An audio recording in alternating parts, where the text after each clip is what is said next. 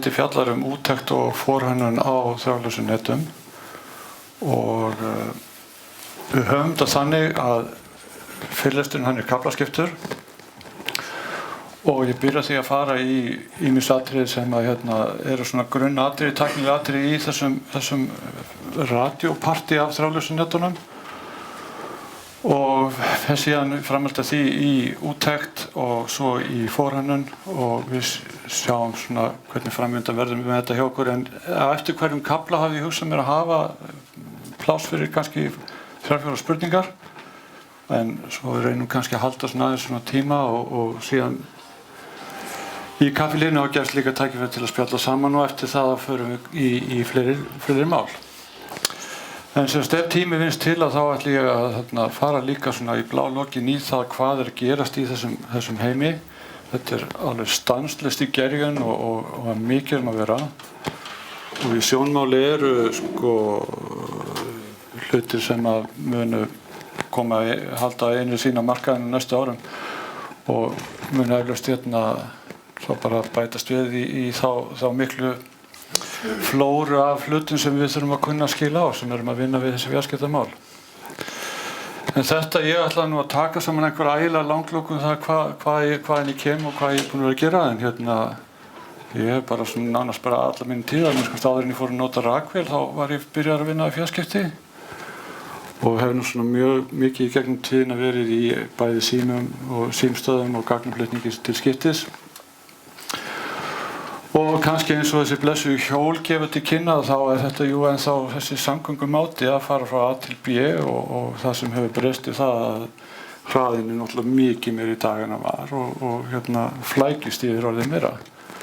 En við þurfum samt sem að komast frá A til B og fjarskipti eru mjög margslungin í dag, miklu flóknari voru árum áður en ég hef stundum dálítið gamla að ég kem á skógasafnið og þar eru alls kyns dót til sýnis og það stendur því bannað að snerta og þetta var sko glænýtt úr markanu þegar maður var að byrja síðst í þessu dóti.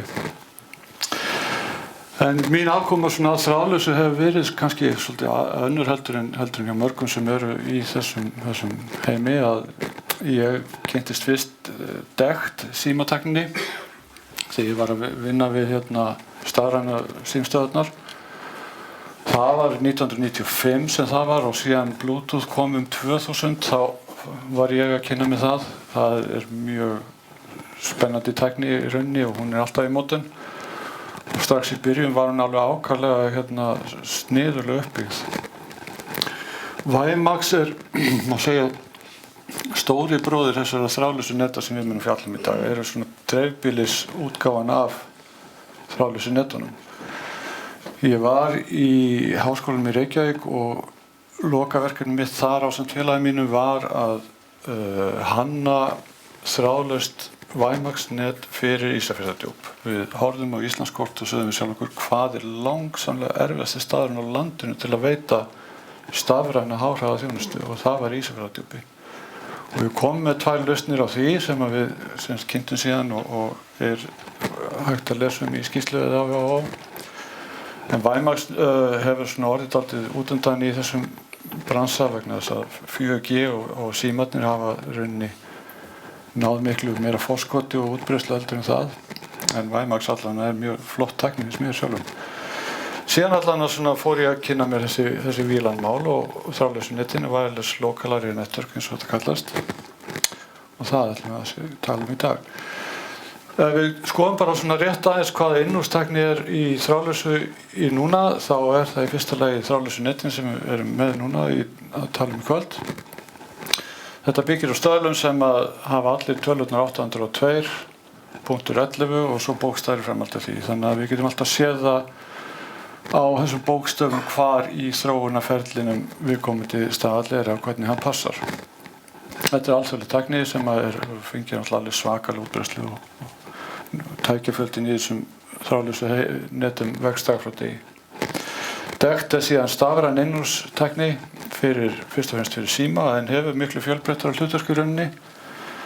Þetta uppfinning frá Ericsson, ég held að Bluetooth sem sé það líka og var fyrst kölluð Digital European Cordless Telephone því þetta átti bara að vera stafrænn sími fyrir Evrópu, heimilisími en síðan náði tæknin útbreiðslu allan heim og Bandaríkin tóku þetta upp síðan líka og stundum er sagt með vini okkar í vestri að þeir sjáast því sem kallað not invented over here syndrome og þeir voru mjög lengi að taka við GSM til dæmis og það gerist nú fyrir rest því það evrópsk uppfinning og saman með DECT að DECT kom þarna inn á markaðarlóksins.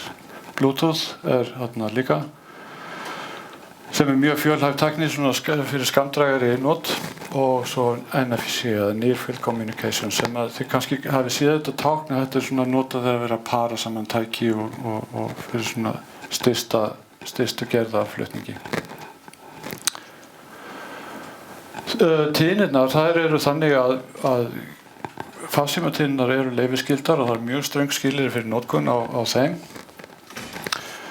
DECT hins vegar það með frátekna tíðni og það er ekkert annað heimilt að nota þeirri tíðni en DECT en það þarf hins vegar ekki leyfi til að nota við kaupum okkar DECT síma og byrjum að nota hann bara og þurfum ekki að hafa neitt meira fyrir hlutunum en DECT er sem sagt bara eitt og sér á þessa tíðni og verður þess vegna ekki fyrir truflunum frá öðrum hlutum.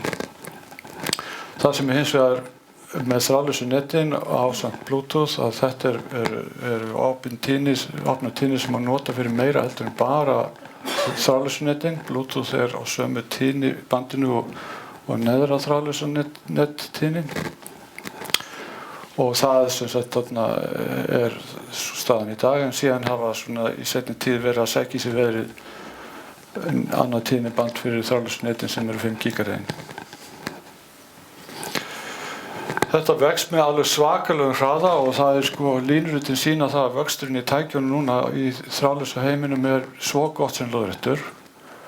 Ég man ekki hvort að séu hvað hafa talað það en að það séu seldir 9 símar í heiminum fyrir hvert eitt barn sem fæðist. Það er einhver svona alveg skuggalega vöxtur Og það er líka með þennan bransa að það var til ný skammstöfun BYOD, Bring Your Own Device sem er það sem við erum með í formi síman okkar og fleiri tækja þegar við komum inn í fyrirtæki og viljum fá samband þar eða einhver staði og þetta er allstaðar.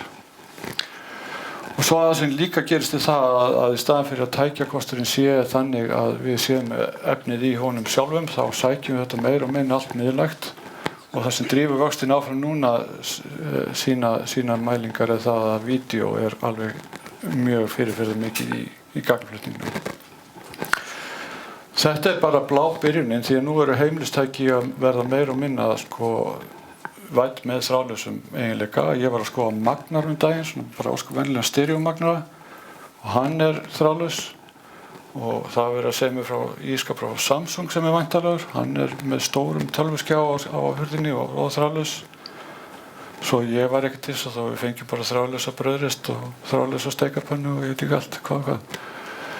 En þetta sem þetta er þannig að þetta er náttúrulega verður til þess að verða alveg feikilega mikil umferð og þetta er alveg stór mál fyrir þá sem reka svona net, sérstaklega stærri net að halda utan þetta, bæði náttúrulega eigin umferð og svo líka bara hvernig aðrir svona komum við sögu í kringum þessi net.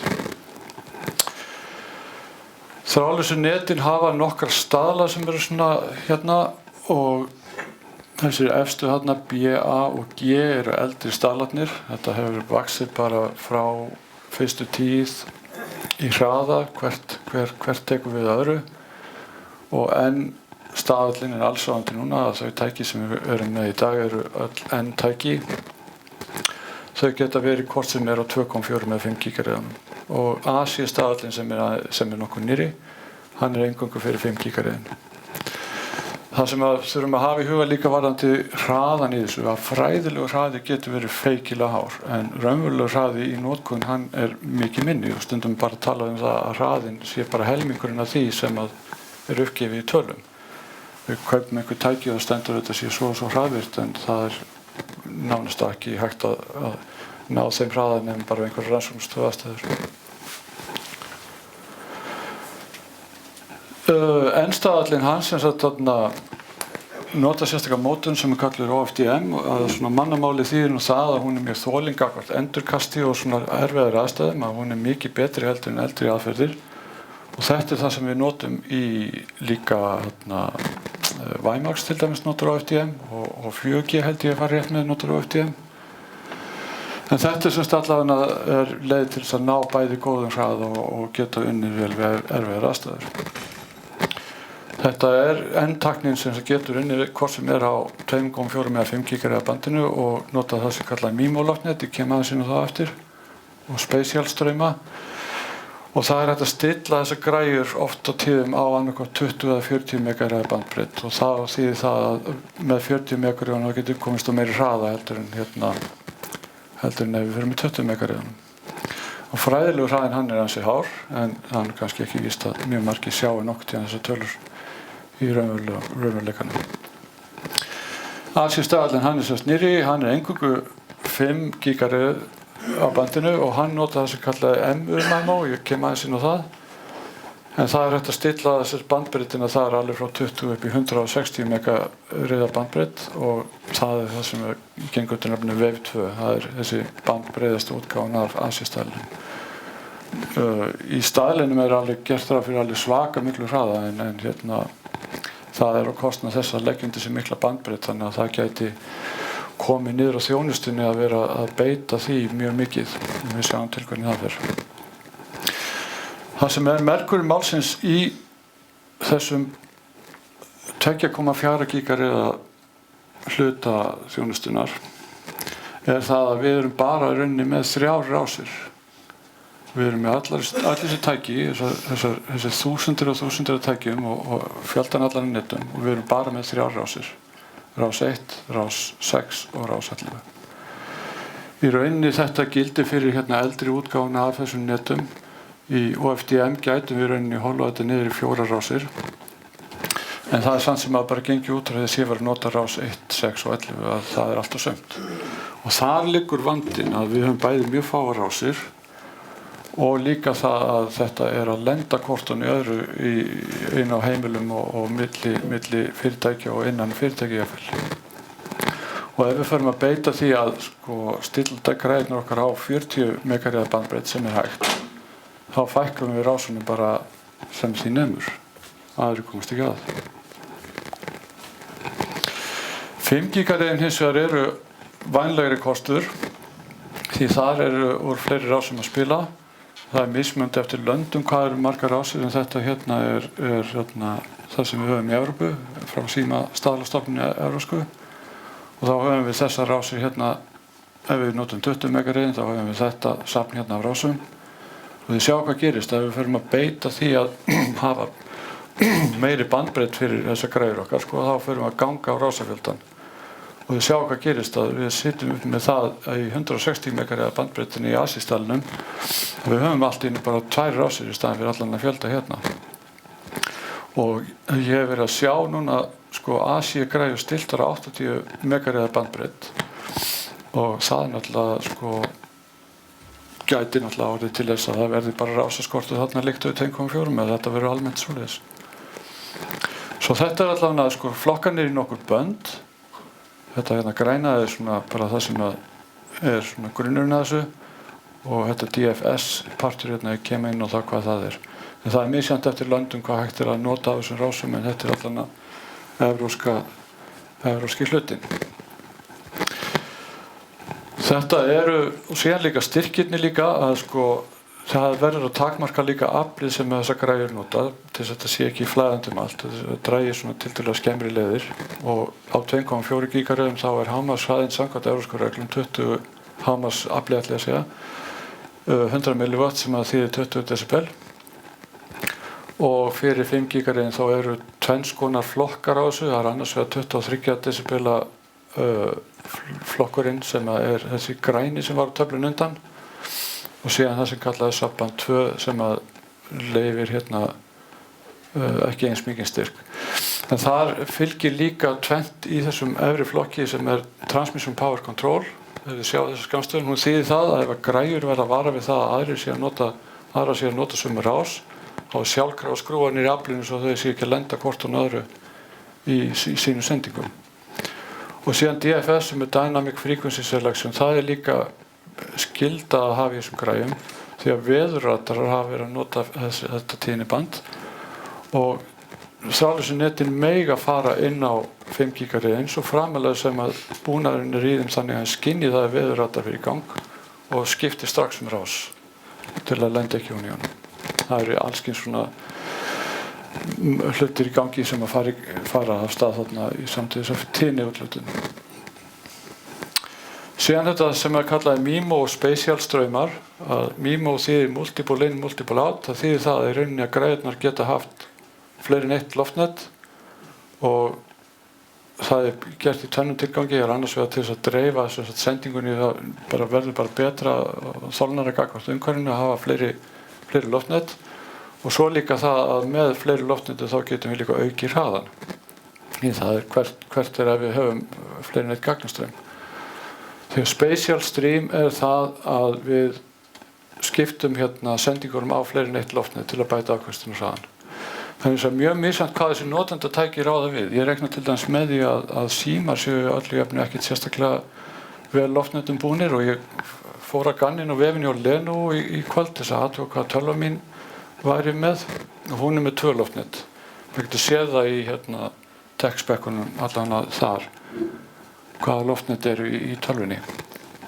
Og ef þið rekist á ritátina 3x3 eða 2x2 eða hvað það þá þýðir að það séu svo mörg loftnet en 1 gagnastraumur eins og í þessu tilfelli og í þessu tilfelli þetta 3 loftnet og 3 gagnastraumar sem þá meiri hraði en það lægsti samnefnari sem ræður þannig að það sími með 1 loftnet gagvart access-punkt eða sendi sem með 3 þá alltaf gagnast það ekki til þess að fá meiri hraða þannig að þetta nú svona fyrirbærið og svo líka annað sem algjört lykilatriði í þessu að vita að þráðlaus net í dag eru hálfdúplex sveitasími. Það bara einn að senda í einu og annarkvort bara að hlusta eða senda. En þetta gerist eins og svo hratt að þeir sem eru að nota þessi netin finnst þeir vera allir í sambandi senn en það engu síðar ef við myndum hægja hraðan ekki neitt þá myndum við sjá þetta. Það bara einn í einu sem er að nota þessi net. Það kallað single user MIMO. Multi-user MIMO það sem þessi ASI-staðall á að bjóða upp á þegar þar að kemur að vera með sendingu samtímis í gangi á fleiri en einn aðila. Og það það sem við sjáum að þetta sýnt að en staðallinn hann hefur þessi 2 tíðnibönd, við höfum kost á alltaf 4 spatial straumum en það ekki multi-user MIMO og þetta hámarkshraðinn hér samkvæmt á einum straum 150 megabit en í ASI-staðallinn þá getum við farið alveg upp í 8 spatial strauma þegar mest lætur og höfum meiri hraða og spila og heldur í n-staðallinum þannig að ASI-staðallinn mun sem sagt bjóða upp á betrum bætur með n-staðallinn en svona frá mínum bæjandur séð þetta svona meira sýnd við en ekki gefin og mun eflaust líða einhver tími áður en þetta fer að vera útbreitt en hins vegar sá ég til þess að ég nota router sjálfur heima sem frá Þýskalandi og held ég fáist ekkert á Íslandi hann núna nýjast útgáfan af græjunum frá því fyrirtæki multi-user MIMO kannski maður geti svona gefið sjálfur með sér svoleiðis græjur í jólagjöf svona til að prófa það nú ekki verið svo illust eitt í viðbót svona svo við getum tekið þetta fyrir sem að þið kannski munir rekast á í þessum heimi þessi kallar MCS Modulation Coding Scheme þetta í rauninni bara töluleg gildi sem við gefum þeim hraða sem að viðkomandi net eru á að þetta tabla sem að sýnir þetta bandbreiddina og hraðan í þessum brúna dálki eru n-staðallinn þetta blái er ASI-staðallinn og það stillingarnar í netunum sem ráða því hvar við lendum í þessari töflu. Þannig að við sjáum til þess MCS 23 eða MCS 15 þá vísar það til þess að það sé ákveðin hraði í þessum hluta þjónustunar. En það sem í gangi í 2,4 GHz það sem svona kannski erfiðast og í dag það hvernig þessar rásir eru alltaf að það svo fáar að það verið að lenda, að netin að lenda hvort og öðru. Að það eru þrenskonar reyni vandamál sem fylgja, eða tvennskonar vandamál sem fylgja 2,4 gigahertz. Bestu það að rásina séu alveg einar og sér bara fyrir hvert og eitt net fyrir sig, access-punkt. Hins vegar það sem kallaði code channel interference það að þegar fleiri netsendir access-punktur að nota sömu rásina og það svo lítið aflbil á milli að þetta lendir alveg ofan í hvort öðru.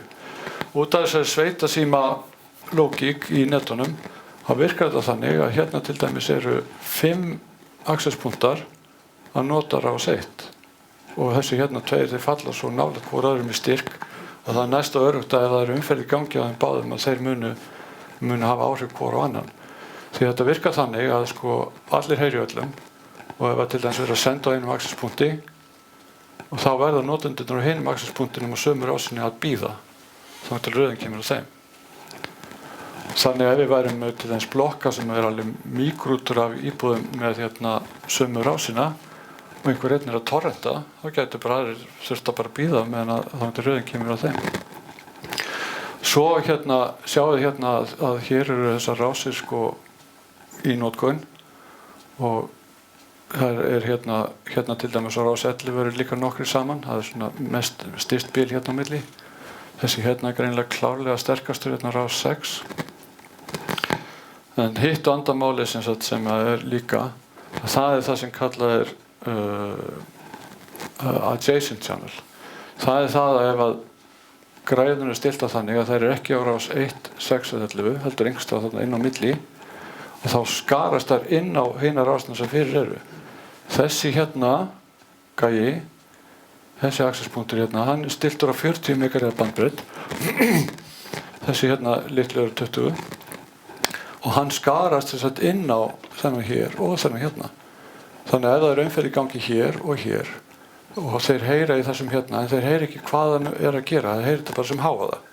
Og það gæti bara bremsa bara hinn af út af því að þeir líta á þetta bara sem hávaða.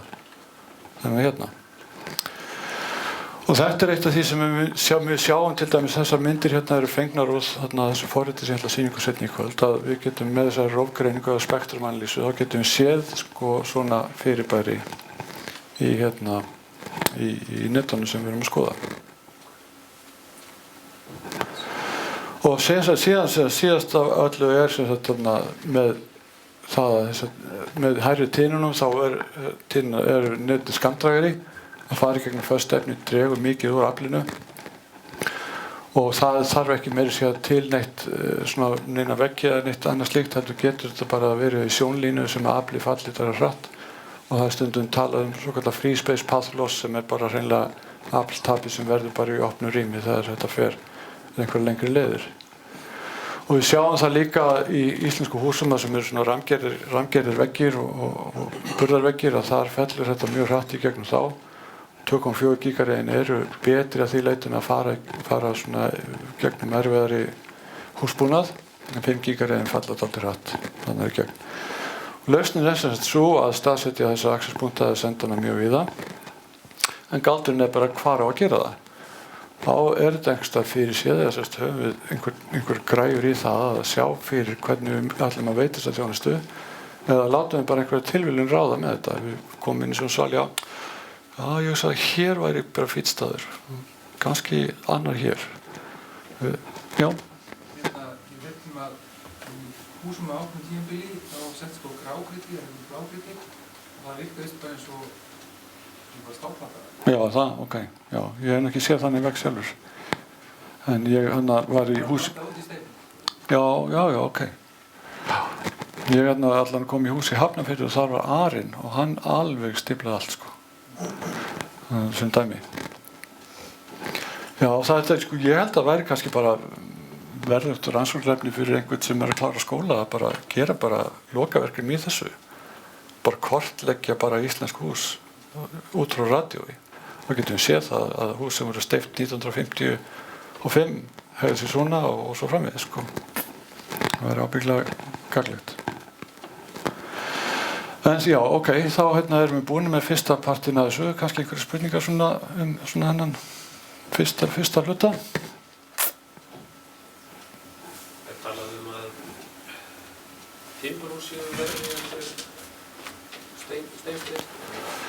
Ég held að það væri bara betri ef einhver. Ég sett upp netarni í sumarbústafjölskyldunar og það dregur alveg bara stafnum milli bara á fínum hraða.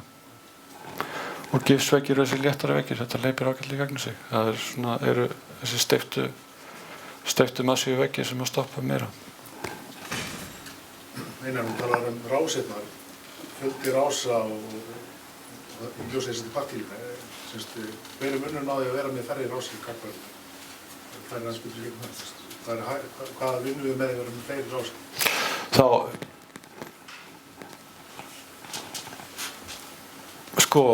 Á 5 gigahertz bandinu þá er bæði, þau eru svolítið skamdrægar þessi net sem eru á 5 gigahertz og við höfum líka 19 rásir innan Evrópu til að spila úr, þannig að ef við erum einhvers staðar á staða sem er mjög mikið af netum, þá höfum við miklu fleiri rásum að spila á þess að lenda ofan í aðra rás sem er í notkun einhvers annar staðar. En það eru margir sem getur verið á þessum rásum, eða ekki? Jú, það getur verið það, svo framlega sem er ekki umferð. Leið og umferðin byrjar, þá þurfa þeir sem eru að nota eina rás, þá þurfa aðrir á sömu rás að bíða. Og þetta náttúrulega finnum maður kannski ekki svo mikið fyrir þessu, þetta gerir svo hratt. En það er alveg, þetta er talið alveg eitur í þessum business, að það er annars vegar að rásirnar fallir svona saman og það er hálfu verra þegar rásirnar fara að skarast svona. Og ég var ekkert á móti því að það kemur bara reglugerð það, að nota bara rás 1, 6 og 11 og ekkert annað og banna svona 40 megariða bandbreiðir á 2,4 gigahertz. Það myndi áreiðanlega vera bara til bóta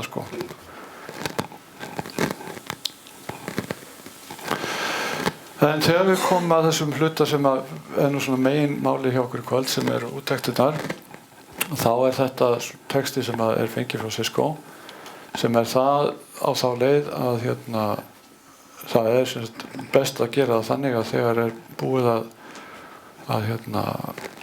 setja upp nýtt net, að taka það út annarkvort með svoköldu passífu og aktífri aðferð, ég kem inn á það eftir, og þá nota einhver svona þar til gera græður. Og það er eins og þið segja aðeins að nota þessa græður, þá er eiginlega ómögulegt að bæði skilgreina og koma í gagnið neti sem er traust og áreiðanlegt og er einhvað meira heldur en bara 3 sendar á einni hæð. Og þá er tilgangurinn í þessu að skipuleggja rásirnar, channel planning, should be to ensure adequate coverage without causing additional channel utilization or interference. Þetta er meginmálið. Að skipuleggja rásanotkunina þannig að þetta lendi ekki hvort á nýru og trufli ekki aðra. Með úttektinni þá fáum við fram ástand netsins, við fáum með þessu forritsins sýningu þá fáum við myndina niðurstöðu sem sýnir allt húsnæðið heilu lagi og meira segja að við værum með margra hæða hús þá getum við rauninni tekið þessu úttektir og staflaðum ofan á hvort aðra í svona þrívíddarform og þá sjáum við alveg bara bæði lárétt og lóðrétt hvernig þetta virkar. Með eldra neti þá getum við bara farið á staðinn og getum tekið út og fundið hvernig það er því að við getum séð bæði accesspunkta annara, hvort að einhverjir í næsta nágrenni sé að nota sömu rásir og við ætlum að nota og svo þetta fyrirbæri ROOC access point sem er það fyrirbæri að starfsfólk til dæmis komi með sína eigin accesspunkta og setja inn á neti sem fyrir er. Til þess að sleppa til þess fram hjá svona öryggisdæmi sem kannski þvælist fyrir finnst þeim eða bara hreinlega bara einhverjir aðeins til þess að bara komast inn á netið utanfrá laumast inn á það að svona site survey af úttekt getur fundið slíkt og svo aðra græður sama tíðnabendi til dæmis í bandarískum gögnum er mjög mikið talað örbylgjuofna og þráðlausa síma en að því að við erum með dekt síman sem eru öðru tíðnabandi þá það ekki við í okkur og hversu mikið eru örbylgjuofnar í gangi. Ég veit áttu hverju verið að tala um örbylgjuofna eins og maður standi og móki inn í þetta einhverju dóti það er aldrei svoleiðis, þetta er bara í gangi bara örstutta stund og hverjum degi ef það nokkuð tíman. Síðan er þetta með nýjunetin að þegar verið að bjóða út framkvæmdir og einhver verktaki tekur að sér að gera eitthvað og klára það og þá þykir alveg sjálfsagt mála að einhver taki það síðan út og gefi síðan rapport og það hvort þetta sé samkvæmt útboðsgögnunum eða ekki. En hins vegar væri alveg ósköp eðlilegt finnst mér að þegar væri sett upp ný net og þau væri tekin út standast ykkur verkkaupans.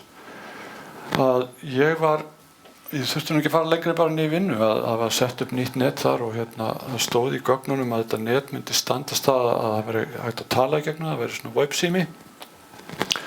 Og með hugbúnað sem ég er með í kvöld til að sýningur þá er hægt að stilla úttektina á slíka notkun og sjá það hvort að netið standist eða ekki.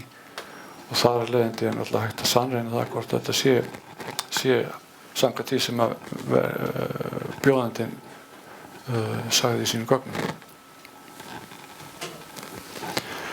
En úttektirnar eru sem sagt þannig að það er passív úttekt í fyrsta lagi sem er þá bara bókstaflega við förum með græðurnar okkar og bara sjáum bara allt sem er í loftinu. Og erum ekkert að eiga neitt meira við netið. Aktív úttekt er hins vegar það að við loggum mælitölun okkar inn á netið sem við erum að taka út og þá getum við bæði séð allt sem er í loftinu auk þess að gera ýmiss konar mælingar varðandi hraða, pingtíma og slíkt. Og síðan þessi rófgreining sem er þriðji parturinn af þessu að þá einfallega bara skönnum við bara tíðnisviðið sem við að ræða og sjáum þetta bara myndrænt hvað erum að vera á því álag og önnur net og annað slíkt. Og þessu myndir sem sýndi ykkur áðan af 2,4 gigahertz hefðinni það var fengið úr svona rófgreiningu. Sem þetta við getum séð sem þetta alla mælilega akselspunkta, styrkina á báðum tíðnisviðum, sendisviði hversu útbreitt hvert akselspunktur er, hraðinn samkvæmt þessu MC-skildi og við sjáum líka MAC-adressunar þannig að við getum séð líka heitið á akselspunktunum, allskyns suð sem er í umhverfi, truflanir, skarandi rásir. Með aktív úttektinni getum við skoða pingtíman, latency svokallega sem er töf frá því að A gerir eitthvað þá til að B bregst við og jitter sem er frávik á tímatöfunni. Við sjáum líka getum gert raunhraðamælingu þannig að í staðinn fyrir það að netið sé stilt og svo mikið hraða þá einfallega förum við bara með tæki okkar og bara mælum bara umferðarhraðan bara jafnaðan. Við sjáum hvort það sé hvernig öryggisstillingar þannig eru og þess að framandi akselspunkta hvort þetta sé fyrirtæki í næsta húsi sem er að koma inn á sviði sem við erum að nota eða ekki. Og svo þessir faldir að týndir akselspunkta. Ég get sagt okkur alveg bara dagsann að söga því að ég var í einu húsi núna í sumar sem var vitað gamlan akselspunkt en ekkert hvar hann var. Hann var týndur. Sá sem hafði sett hann upp var löngu hættur og þetta var allt svona, loftið var allt klætt í einhverjum hljóðingarnarplutum. Síðan bara með því að fara bara húsnæði með þessum mæligræðum þá var þetta að sjá svo nokkurn veginn hvar hann var. Og hann tók ennþá þátt í þessu neti, hann var ennþá tengdur netið, hann var samkvæmt G-staðli þannig að hann var miklu lægri hraða heldur en græðurnar sem voru notaðar. Og það sem var nú hálfu verið var það að það var stórt fundarherbergi hérna og það sýndi sig að þegar maður fór með mælitölvuna inn í fundarherbergið að mælitölvan vildi tengjast þessum gamla akselspunkti. Og það leiðandi náttúrulega þeir sem mæta á fundinu náttúrulega fóru þar inn fyrst og fremst. Svo það er hægt að sniffa þetta út og koma þessu kvirkættanef. En sem sagt svo er þetta að sjá bara hvort það sé eitthvað annað á þessum nettinum og síðan er þetta bara að taka þetta allt saman, zooma þetta upp og sjá bara heilsufæri á netinu eins og maður getur kallað það. Og úr þessu sem sagt verður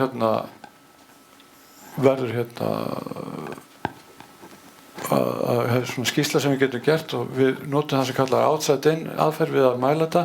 Það er mælt með því að fara bara alveg meðfram öllum útvegjum til dæmis og síðan inn á við í öll húsin til þess að mæla netin. Það verður til alveg svakalega mikið magn af gögnum sem við getum síðan unnið úr. Og það er alveg merkilegt að sjá bara hvernig sum hús eru nú í dag að þetta getur verið mælt í tugum að hvað er margir akselspunktar.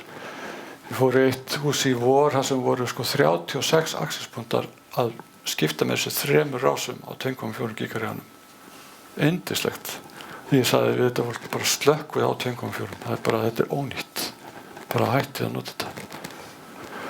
Og síðan við getum skilað okkur skýrslu sem er með þessum upplýsingum öllum meir og minna. Og hjá verki svo notum við hugbúnar á Finnlandi sem heitir EKH Site Survey Pro og rófgreiningu græfi sem heitir Metageek. Og þetta er það sem þeir sem voru að skrifa þennan textarni og Cisco voru að minnast á. Það er það sem við notum. Ok. einhverja spurningar um þennan part?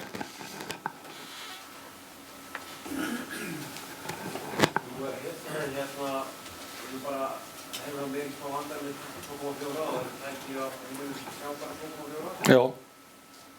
Þau eru í lélegu sambandi þó þessi stuttu fjarlægverksettra og Helgi og Frumvíka hefur hliðina mér alveg í Rússlandi. Nú það, ef við þess að tífóttráðara sem að símfyrirtækinu að dreifa, ef það eru fullum af því það eru aðrir á sömu rás, á hvaða rás eru þeir ámyndið? Það bara tilfallandi? Það við skiptum rás að reyna að sjá hvað því nætt fullum út? Þetta gæti verið bara vandasamt eða jafnvel erfitt að finna rás sem að hægt að nota eins og hjá þér. Að þetta eins og ráturinn sem ég með, hann var þannig og þannig að ég get stilt hann þannig að hann velji bara alltaf bestu lausu rásina.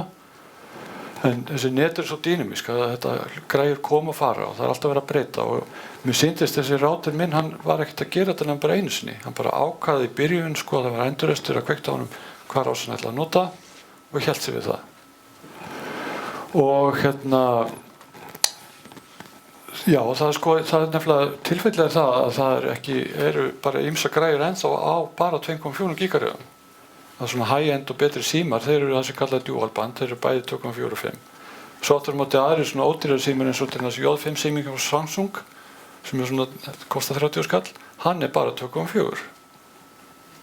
Og það ef maður ætlar að velja græjur sem bara eru 5 gigarið, þá þarf maður aðeins að rýna í smáletrið. En strákurinn minn heima, hann að nota gamlan síma sem er 2,4 og það fyrsta sem ég geri þegar hann endurnýja hann að slökkva þessu. Bara láta 2,4 lönduleið. Samt býr ég ekkert sérstaklega þétt en það er mjög mikið af græjum í næsta nágrunni við mig á þessu tínabendi. Svo það og líka eins og ég sé ég hugsa til þessi ískápi sem ég var að segja frá, hann trúlega verður 2,4. Gæti alveg trúið.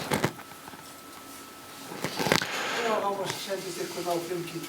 Hann er 23 decibel á neðsta bandinu. Já. Og það er svona eins og í fyrirtækjum netum frekar tilhneiging mælt með því að hafa fleiri accesspunkta og skrúa verulega niður aflið.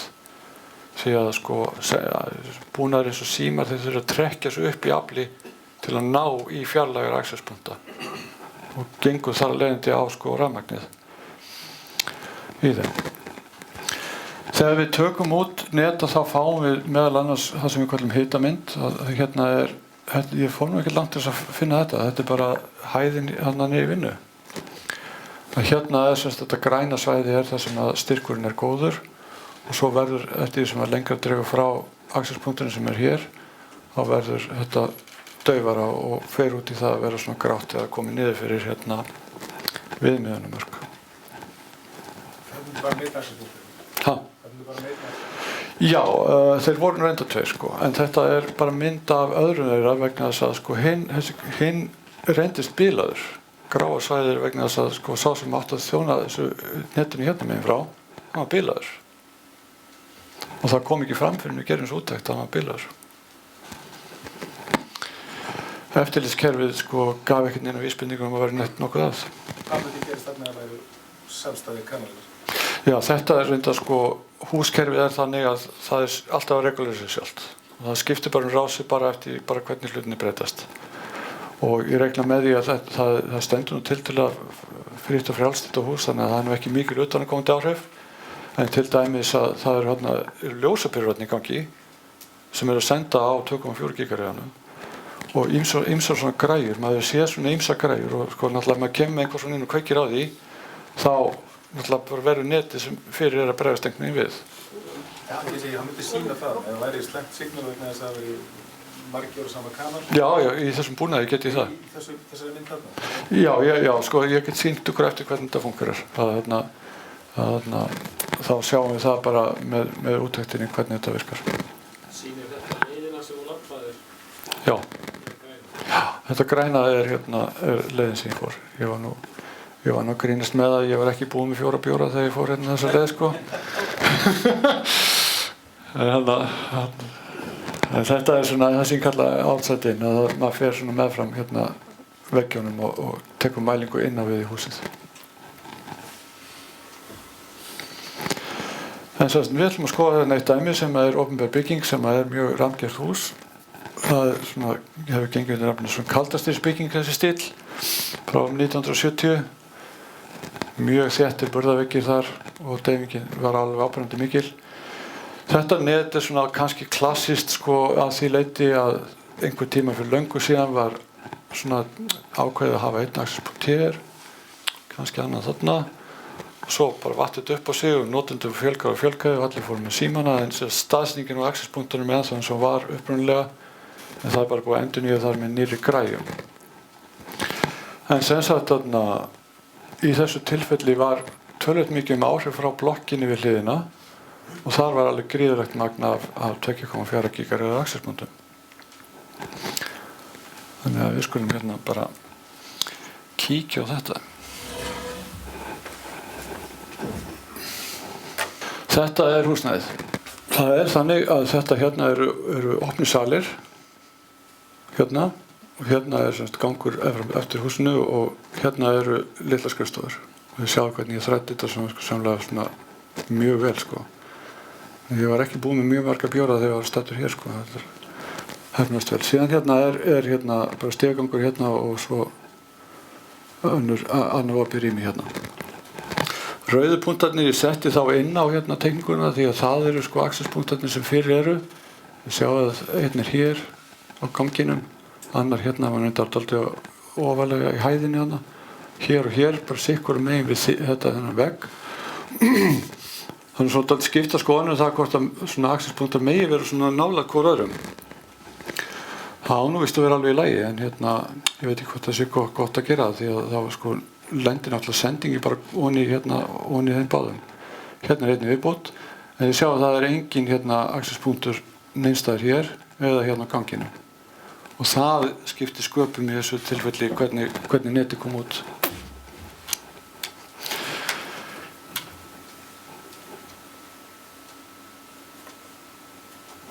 Þegar við förum í gegnum úttektina þá skráum við inn hérna, að hugbúnaðurinn skráir inn alla accesspunktar sem sér og rásirnar sem eru notaðar, MAC-adressurnar, heitin á þeim ef það gefur heiti og hugbúnaðurinn staðsetur svona nokkurn veginn hvar accesspunkturinn er og listin hérna verður til og þetta kallast bara mæ hérna fyrir það sem til í þessu húsneti. Síðan kemur í ljós hérna að það eru 58 accesspunktar til viðbótar sem hugbúnaðurinn sér. Og þetta eru græðurnar í blokkinni, ásamt fleiru. Þannig að allt þetta hérna eru meira og minna 2,4 GHz sendingar. Þetta er talsverður fjöldi.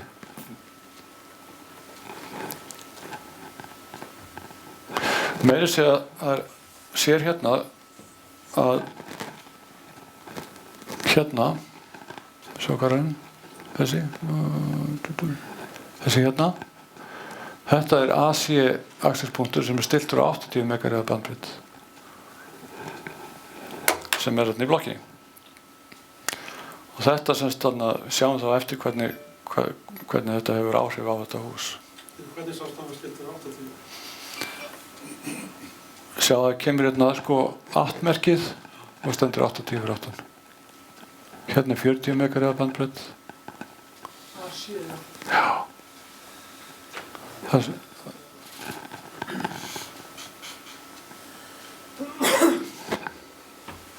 Sjá, svona. Ég sjá það að hérna. Það er rás 52? Já, það er primary rásin er 52. Það er svona aðalrásin er 52 og fer síðan til hliðar 56, 60 og 64.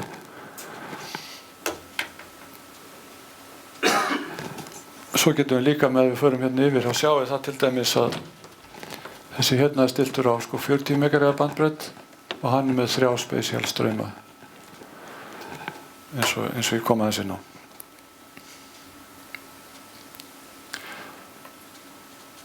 Þetta Þetta er bara húsinu við hliðina. Þetta er bara húsið við hliðina, já. Og svona, jú, og svo nokkri sem komu í gegnum gólfin líka.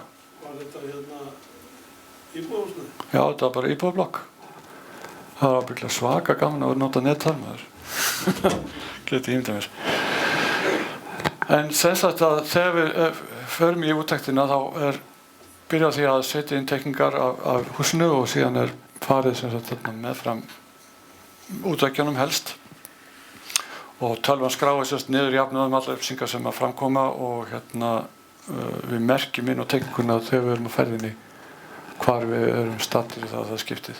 Er þetta eitthvað GPS? Nei, þetta er ekki GPS. Það hægt að nota GPS eiginleika í þessu forriti, en þá er það bara fyrst og fremst fyrir utanhús Hvernig takkar þetta?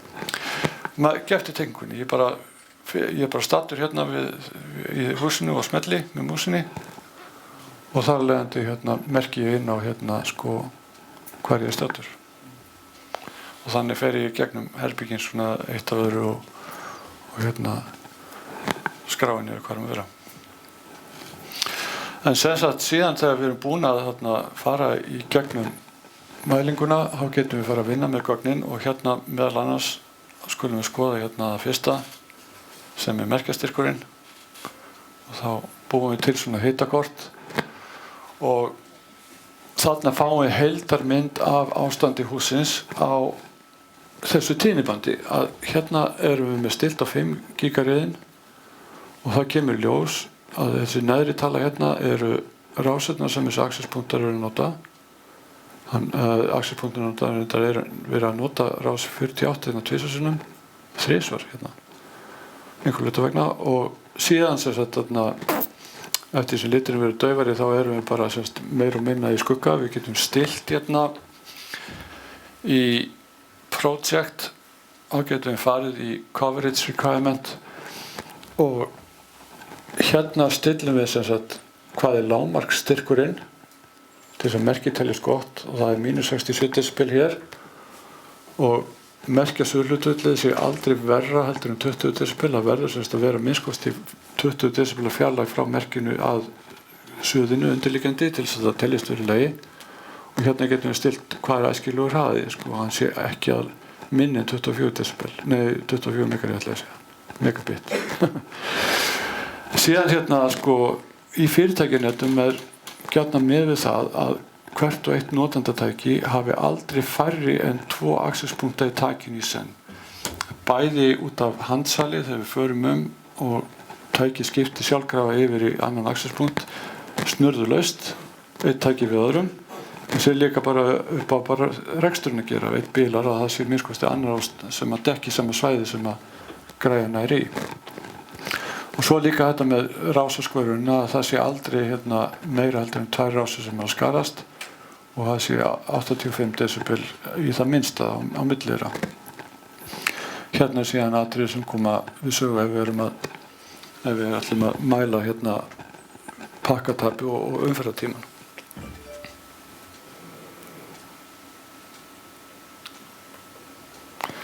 Og sjáum við það að við getum líka stilt þetta þannig hvort við ætlum að gera ráð fyrir miklu álagi eða litlu og hvernig mælingarnar fara fram.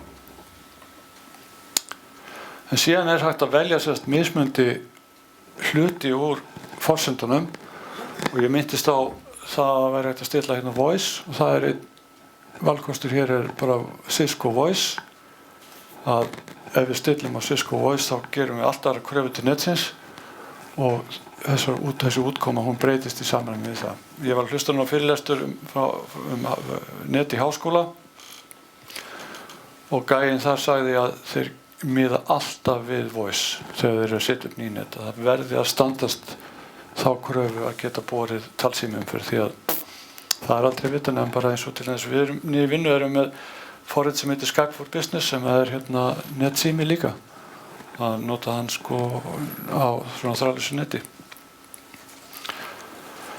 Og síðan getum við líka farið yfir í 2,4 gigareiðin, bara breytum og sjáum við það hvort að myndin breytist eitthvað við það að fara í þessa hegðun hér. Og það sem að veldur þessu skugga að kennararnir eru alveg bara afskaplega svektir yfir því að ég hafa ekki netsamband er það að þessi veggir hérna meðfram húsinu, hérna beggja megin, þeir eru svo þéttir að accesspunktarnir þeir ná ekki yfir. Og það er leiðandi að fallið er svo bratt í gegnum þessu 2 veggi að þeir falla allir í skugga hérna hinum megin. Svo getum við aðeins hérna að skoða þetta betur, að við getum líka séð áhrifin frá öðrum. Hvernig voru myndið Það var ýmist léttir veggir eða steyptir. Og ef við skoðum bara hvaða áhrif hérna aðrir accesspunktar sem eru óviðkomandi netinu hafa, þá sjáum við það að það er ekkert neitt mikið það. Að þó að sé fjöldin allir accesspunktum í blokkinni hérna megin við húsið, að þá er ekki hérna nema einhverjum einum stað sem að styrkurinn fer upp fyrir þessi viðmið okkar. Svo þetta gráa hérna bendir til þess að þetta sé nú ekkert neitt sérstakt vandamál. Hérna aftur á móti kom í ljós að hafa svona ROOC access point, hafa búið að setja óviðkomandi access point inn á netið. Hann kom fram hérna þegar við vorum að greinda svona. En hérna ID sem að vélarnar eru stiltar inn á að tengjast. Já, SSID, já. Ef þær eru að tengjast einhverjum sendi og hann er veikari heldur en þess að það er einhver annar sendir í náttúrunum sem er miklu sterkari, en annar þá ID. Er hann þá að trufla það? Nei, það hefur ekki að segja. Það er bara rásanotkunni sem slík. Það er síðan ef hann er sama rás, sömu rás? Já, sko, það veldur því bara að sá sem ætlar að koma af stað, hann verður bara að bíða ef hann sér umferð á rásinni. En sko, mér skilst að bæði Windows og Apple stýrikerfin síðan þannig að þau leita frekar í 5 GHz á undan 2.4 ef það er í boði. Og ég sé það líka að sum net eru stilt þannig að 2.4 GHz eru með minna sendiafl en 5 til þess að laða frekar greiður að 5 GHz. Hérna getum við líka skoða nánar þetta net. Ef við til dæmis vildum sjá hvernig þessi accesspunktur hér hegða sér, þá getum við kveikt á honum einum og sér og þá sjáum við það hvað hann nær langt út. Þó að sé alveg fjöldin allir accesspunktum hérna á hæðinni, þá getum við tekið hugbúnaðinn hér og slögt á öllum nema sem eina og séð hvernig hann hegða sér út af fyrir sig. Svo getum við farið hérna inn á þetta svæði hérna og þá sjáum við að á þessum punkti þá er merkið -46 decibel á rás 6 fyrir hérna að þeir eru stilt á 2.4 GHz. Svo færum okkur hérna í gegnum hennan vegg yfir ganginn, þá er merkið komið niður í -59. Svo förum við hérna inn á fyrstu skrifstofuna. Þá erum við búin að falla það mikið niður strax við næsta vegg að við erum komið niður fyrir það sem er lágmarkið. Svo prófum við að stilla á 5 GHz. Þá er þessi tiltekni sendir hann þannig að við svolítið aðri mynd á útbreiðslusvæðið. Við förum hérna eins og áður bara hérna inn á einhvern stað. Við sjáum að þarna er þetta -44. Förum inn á ganginn. -57. Förum inn á fyrstu skrifstofuna.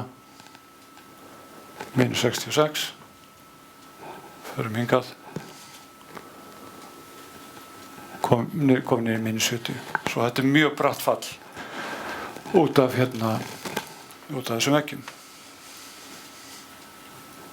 Útbreiðsla sveiflur á 4.5? Já, hún var það í þessu tilfelli. Við sjáum það sko ef við slökkum hérna þá 2.4 aðeins daufara. Er það ekki öfugt sem sendir? Jú, en það er þá bara í samræmi við það sem að hennu svona talið æskilegt að gera, að laða græðna frekar að 5 GHz bandinu heldur en 2.4 og það er þá bara mismunur í aflinu sem að þessi accesspunktar eru stiltir á.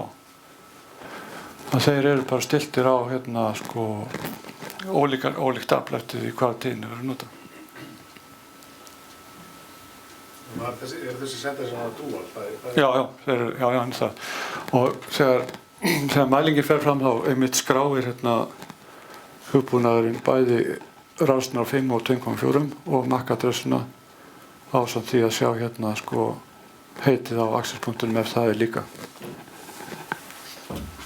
Skoðuðu eitthvað hvort að signalmyndi byrjastæði farið það nær vegna? Já, það er næsti partur í þessu sko. Núna við getum leikið okkur að sko þessari mynd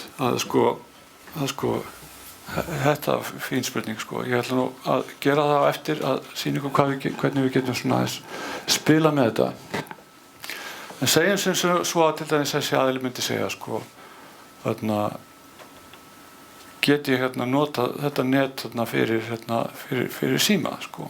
Myndum við bara fara í hvað var þetta náttúrulega coverage requirement stilt bara á Cisco Voice og séð svona hvernig það hefða sér það breytir einhver hér en það kemur hans það fram það sýnir ykkur það eftir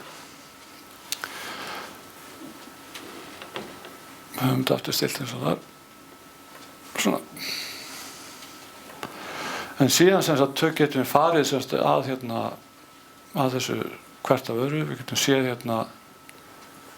séð access-punktana hvert fyrir sig þá getum við séð til dæmis að hinu mynda húsins og það er sama vandamálið að sko það er fínt samband en næst ekkert neitt vola vel út í þetta opna rými hér það er annar access-punktur hér og hér en þetta pláss er í skugga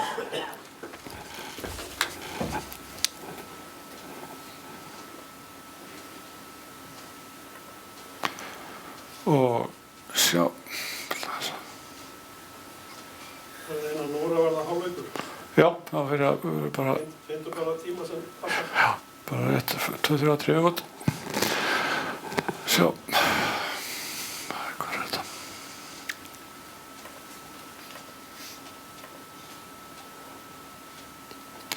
en sem sagt að sko til að gera langmál stutt fyrir mig í pásu þá er að öllum sem hlutum samanteknum þá getum við farið í það sem kallaði network health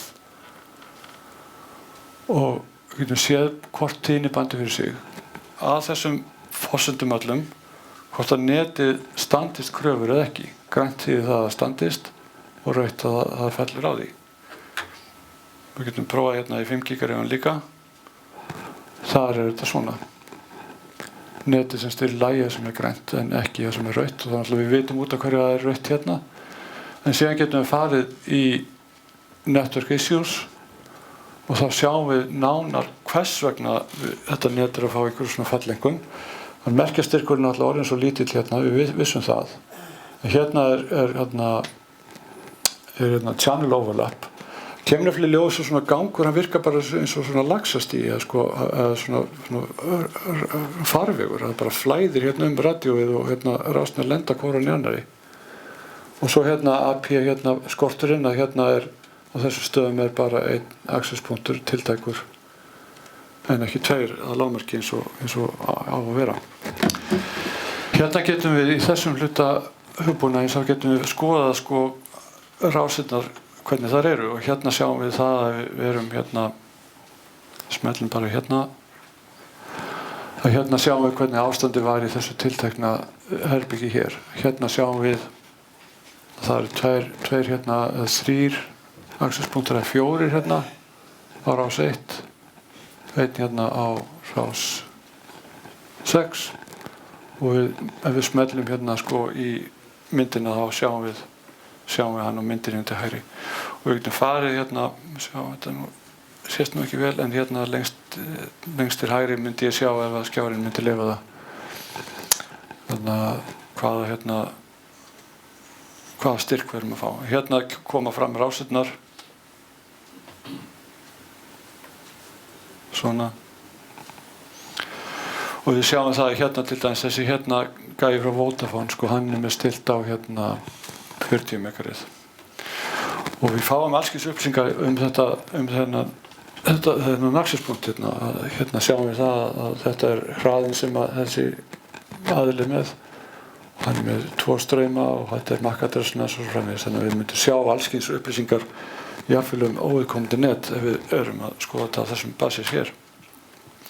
En það sem kannski áhugavert að sjá hvað að vera hérna hinn megin í húsinu. Hérna ástandið þeim megin í byggingunni sem að snýra blokkinni. Og þá byrjar ballið því að hérna eru rásirnar 1, 6 og 11 og svo fjöldinn allur aksespunktum sem að þvera líka rásirnar eins og ég var að segja ykkur með þetta adjacent channel vandamáli. Það kemur fram þarna. Og það sama sagan að við getum smelt á einn og einn hérna, punkt hérna til að sjá hvað hann í hérna, þessari flóru og þetta merkt hérna hægra megin jafnóðum hvað hver og einn og þannig getum við farið sko hérna hæðina og smelt hér og þar og við sjáum alltaf jafnóðum þessa breytingu þannig að við getum fiskað út hvar við erum að fá hérna þennan samslátt hérna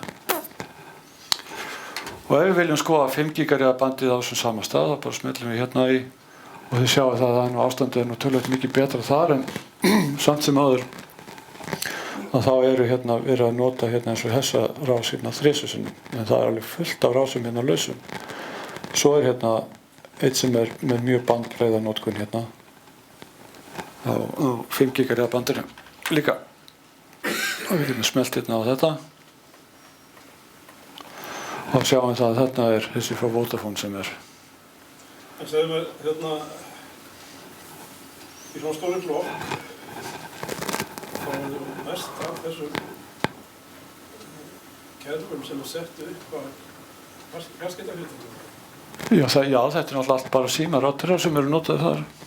Já. Og fleira styrka á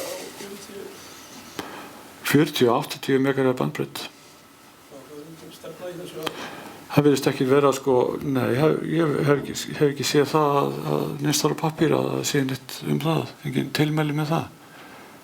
Ég nú haldi að sko 20 eða mestarlegi 40 MHz bandbreidd á hérna 5 GHz væri svona alveg bara óskup hóflegt sko í blokk til dæmis. Hvað þá að vera ekki að nota 40 MHz bandbreiddin á 2,4 því það getur verið að hann stilli sig líka eitthvað sjálfur. En ég sé nú ekki bara, sko, nei, eins og 80 MHz sko bandbreidd í 5 GHz gefur sko 1,3 gigabit til hvers. Já. Já, það svona önnur saga sko. En þarna getum við sem sagt þarna séð bara ástandið. En svo við sko einu. Já. Eins og hann á 20,4 GHz þegar þetta bara algjört Texas. Já. Það ekkert að gera í því. Nei, það sko, það bara þannig að sko þetta tíðnibandið þetta frjáls afnota og hámarkið á aflinu samkvæmt ETS í stöðlum en hvernig þú nota það bara þitt mál. Og hérna, eins og ég segja sko í þessum bandaríkjagögnum verið að tala truflanir frá örbylgjöfnum og símum en þetta bara netin sem trufla hvort annað, fyrst og síðast. Bara vilt. Já. Já.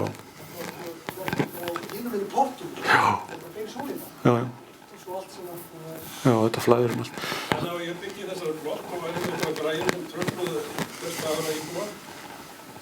Ekkert hægt að gera að stoppa mig í því að nota þetta tæki. Nei, ef þú ert að nota sko bara innan aflsins sem reglugerðin segir, þá ertu bara góður. Það afl sem reglugerðin segir? 23 dBm á 2,4, 100 mW. Það sést þetta, það eru gæðir að nota þetta heima og það að fara að skáði þetta vegna þess að menn bara þegar setja upp, þeir velja landistöður þessi Já. Velja Bandaríkin og þá ertu komið allt annað styrk. Já, það nefnilega það. Með græjunum mínum sko, það eru brendar fastar á Evrópu. Ég get ekki breytt neinu. En ef það eru græjur að núti sem að leyfa þetta, þá náttúrulega annað mál sko. Það sama með sko rásirnar, sko, ég held að séu fleiri rásir í Bandaríkjunum en hér á 5 GHz. Innan Evrópu bara má nota þessar 19 rásir, en það eru fleiri í Ameríku.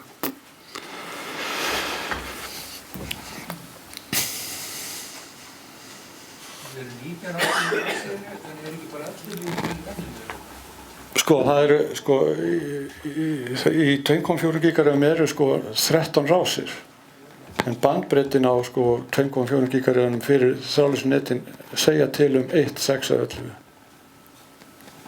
Og sko, og sama með sko, ef við nota 20 megahertz bandbreidd á 5 gigahertz, þá ertu með rásafjöldin upp á þetta 19 stykki.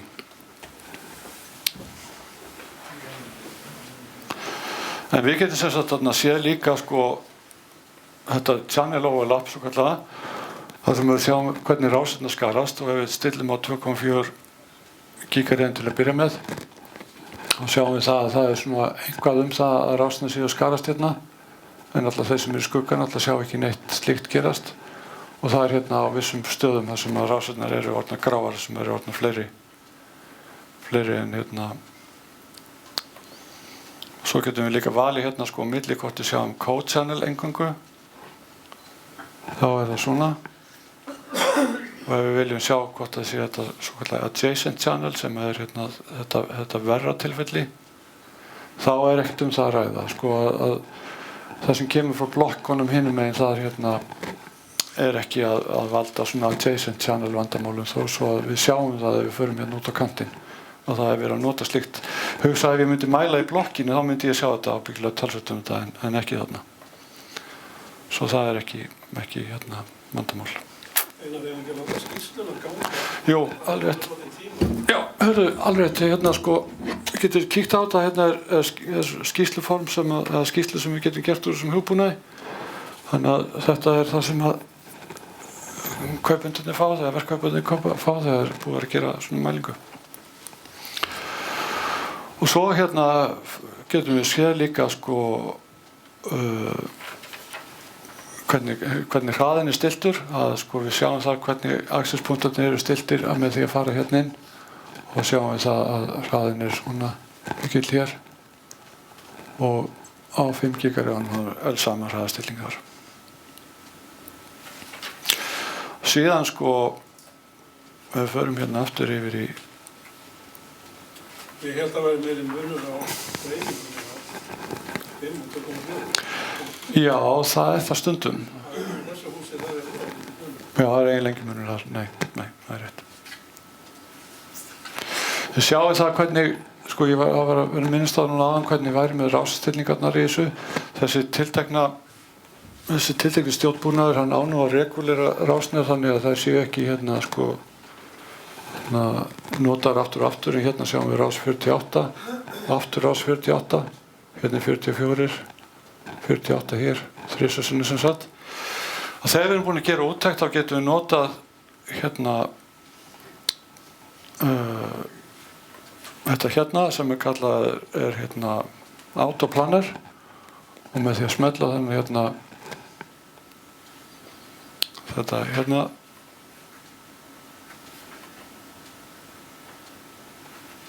þá getum við látið hugbúnaðinn koma með sko tillögu að því hvernig við breytum netinu þannig að við dekkum allt svæðið.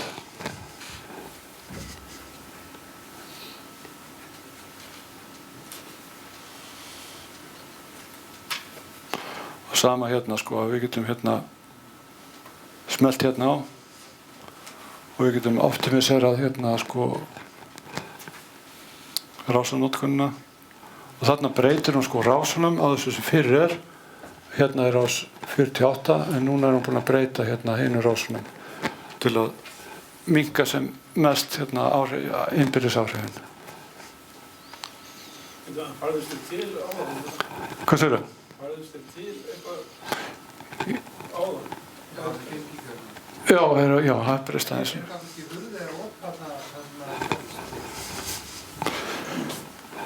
Hérna?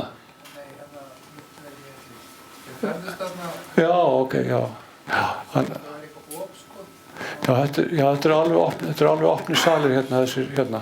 Nei, það sem til vinstri sem nær gráa, já.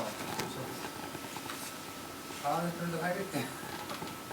Þú lést hann stilla sjálfan på, og setta hann aðeins ofar þessu punktinni. Bætti ég við það ekki? Já, ok. Bættist þau við? Já, ok.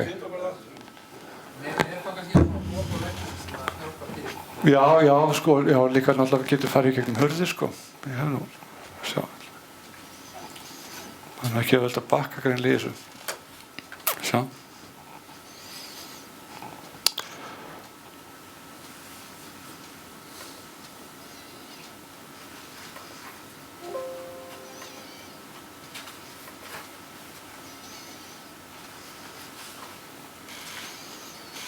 Svona nú fyrir við aftur tilbaka eins og þetta var.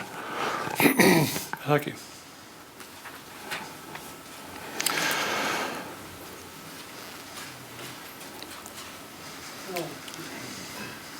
Þannig val á búnaði var ekki tegundir og flottanir tegund, þetta. Já, það er hægt að sko eiga við það líka að sko segjum sem svo að við vildum hérna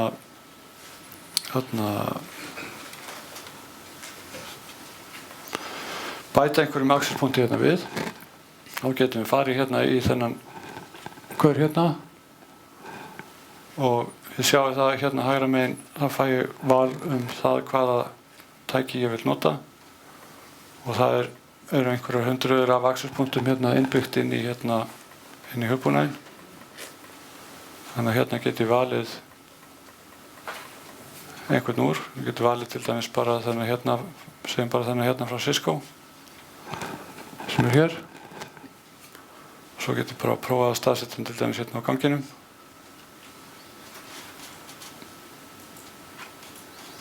Og síðan hvernig styrkunum væri. Það er kannski ekki alveg að marka þegar ég ætti að setja sko veggina inn á þessu mynd. En hérna, ég skal sýna ykkur annar staðar að hérna getum við bætt inn sem sagt axelspunktum og sé bara hvaða hlutverk þeir gegna sko þegar þeir eru konið til viðbótar við það sem fyrir er. En hér er sem sagt líka dæmi sal sem er alveg galopinn. Að þegar maður er að gera úttektina þá fer mælitölvan inn á þann axelspunkt sem er svona líklegastu til þess að sko vera notaður við raunverulega aðstæður. Hérna í þessari úttekt var farið af stað hérna frá þessum stað hérna, þannig að tölvan hún tengdi sig við þann axelspunkt hérna sem er gul og litinn og svo eftir því sem farið var lengra þá skipti hún yfir á axelspunkta eftir því sem við átti, þannig að hérna var farið sko milli nokkra axelspunkta eftir því sem að leiða á hérna úttektina. Þetta er 600 fermetra sem sagt opinn salur. Og axelspunktarnir eru ansi margir hérna, þeir eru hérna merktir hérna með þessum hvítu hringjum. Þeir eru hérna út allt. Og við sjáum hvernig rásirnar eru stiltar líka á hverjum einu fyrir sig, þannig að þessu svæði er þjónað mjög þétt. Er þetta vöruhús? Nei, þetta er verslun. Já, sem er svona stór.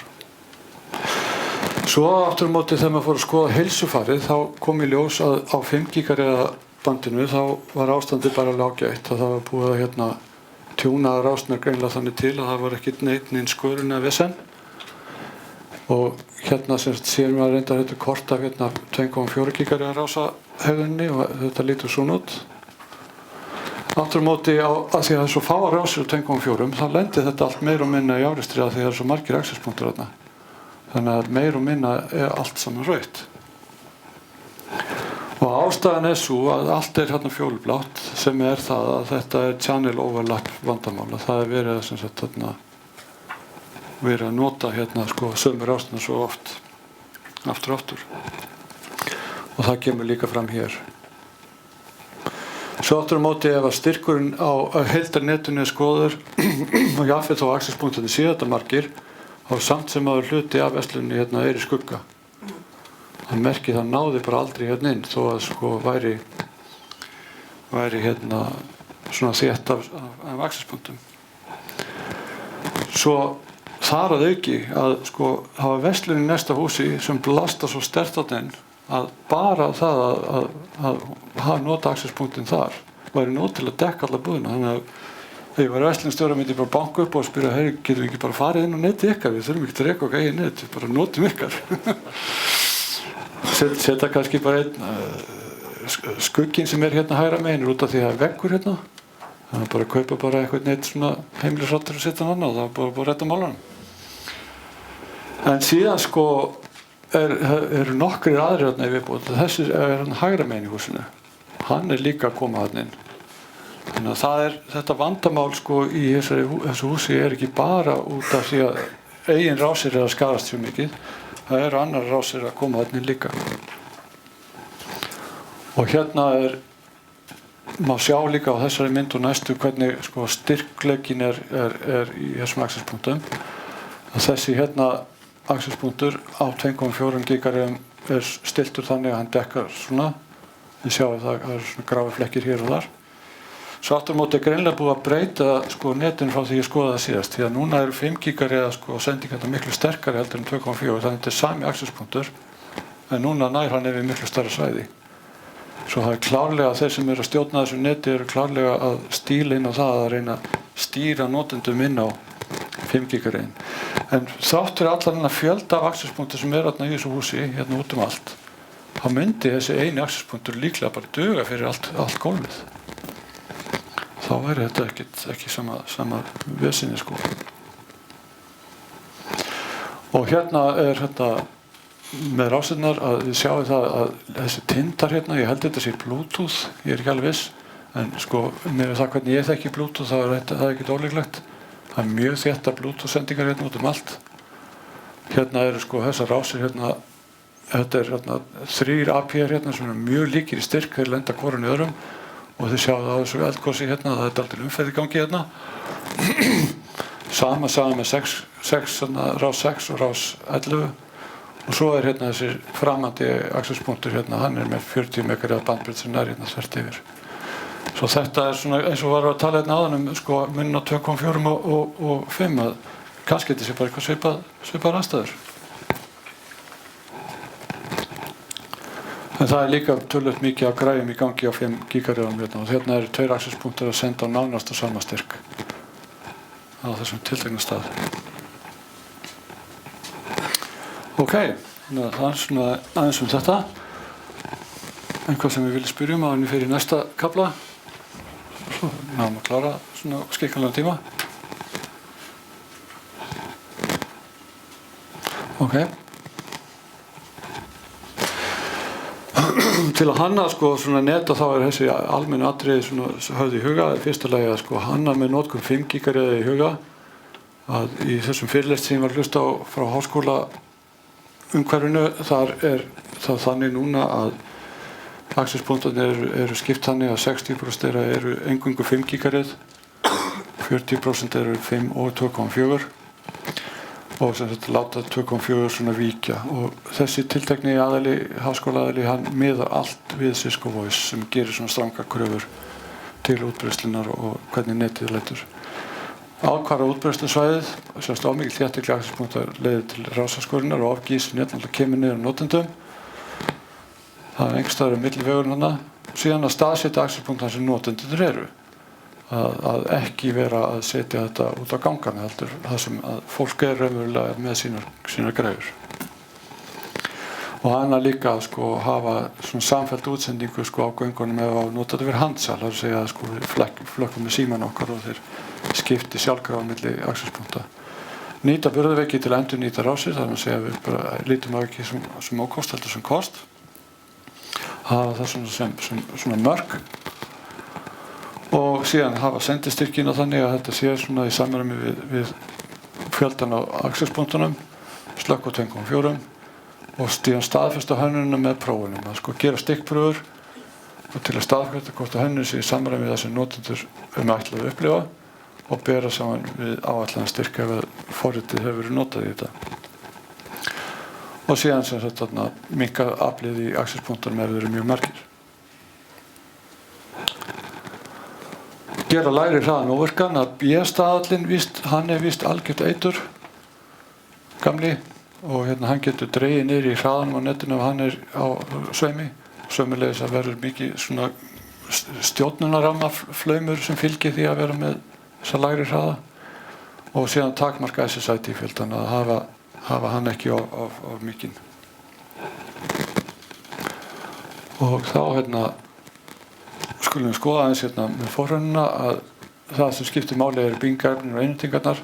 Stundum er notað það sem kallar AP on a stick, að sko fara með axelspunkt bara á svona vagni eða svona fæti og mæla út frá honum.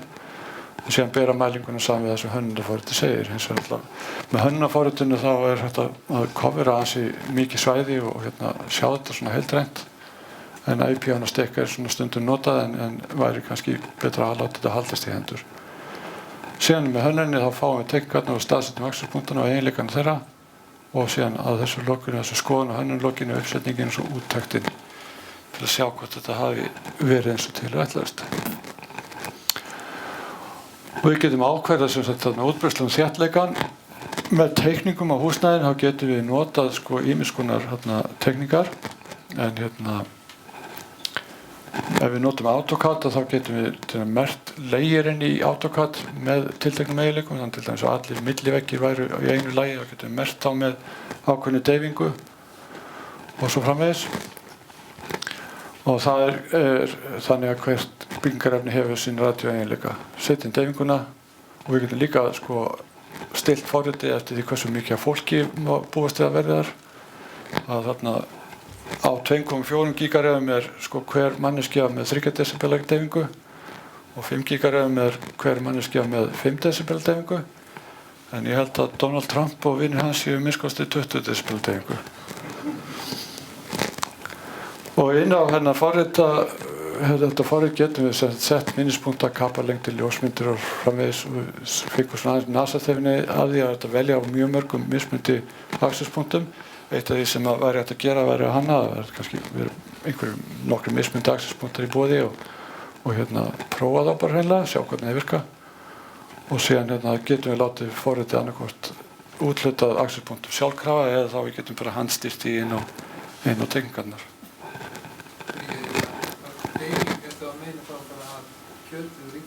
Já, þegar við erum á vatni, þá bara vatn hefur þessu deyfingu. Þarna skulum við taka 2 dæmi svona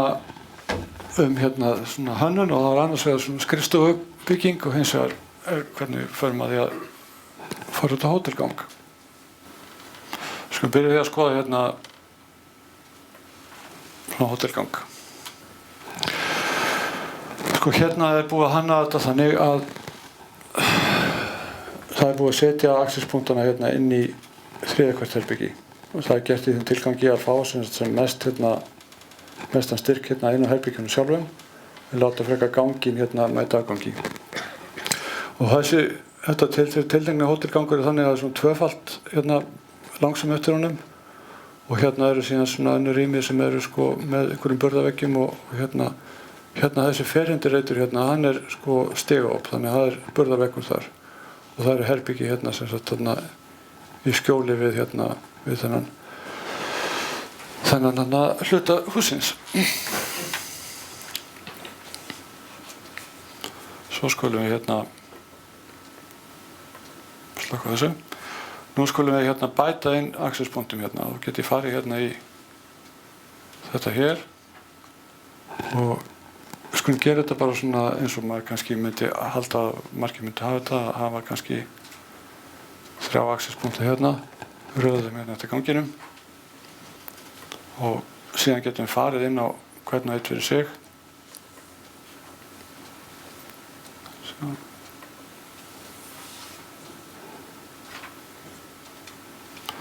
Og getum við farið í edit, og við getum valið hæðina á honum, segjum hann sé, hvað maður segja, stilla á 3 metra hæð, og hvað aflið á að vera mikið. Það er 25 milliwatt í þessu tilfelli. Getum þá bara aukið að minnka ef við vildum. Og er líka hægt að stilla hallan á loftnetinu, hvort það sé lárétt eða upp á rönd eða hvað það er. Er fjöldi spatialstraumana, eru þeir 2, við getum haft 1, 2, 3 eða 4. Greenfield er fyrirbæri þar sem við ætlum eingöngu að nota n-staðilinn og ekki neitt annað. Svo getum við farið í þennan hluta myndarinnar líka, og getum við ákvarða hvað við ætlum að hafa mikla bandbreidd. Segjum sem svo að við ætlum að láta þetta vera á 40 megahertz bandbreidd. Og svo getum við tekið á aðra fyrir. Og Og hérna getum við, að því að við erum búin að nota rás 36 og 40, þá förum við hérna bara með þetta upp í rás 44 og stillum þar á 40 megareið og þennan þriði hérna.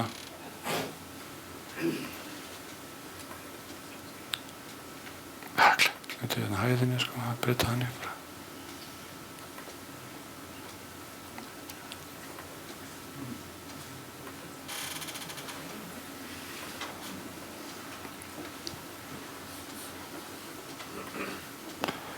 Og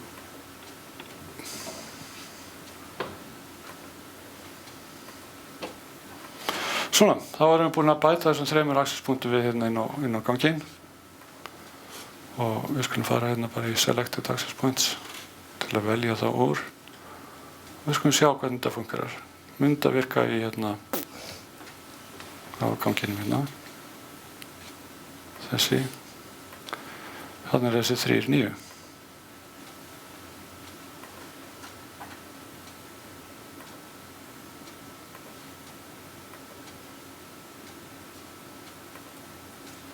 Og þá sjáum við, þetta er alveg dæmigerð hegðun fyrir hérna sko svona staðsetningu þar sem að gangurinn er notaður.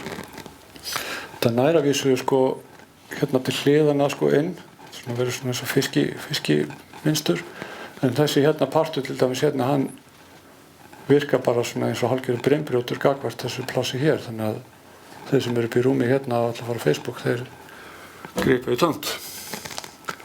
Og það er líka sama sagan hérna að herbyggin hérna eru í skugga sko. Þetta er léttiveggir þetta núna? Já, þetta er léttiveggir. Þetta gráa eru konkrétveggir. Að ef við ætlum að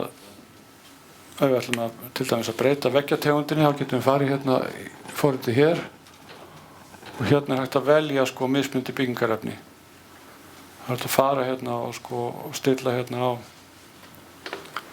á sko hérna lifta til dæmis, hérna er marmari og kapal hérna renna og múrsteinsveggur og svo framvegis, þannig að það er hægt að velja hérna mismunandi tegundir af hurðum líka og meira segja svona bás inn á skrifstofurými, það er hægt að velja hann. Og svo getur maður búið líka til sitt eigið hérna sko efni hérna, það er þetta bara búið til þá bara til dæmis einhver ákveðið byggingarefni sem hefur ákveðina deyfingu, þá getum við bara búið það til hér. Og það er sama líka, ég minnst á svona þessa deyfingu að hérna þetta hér er hérna, sjá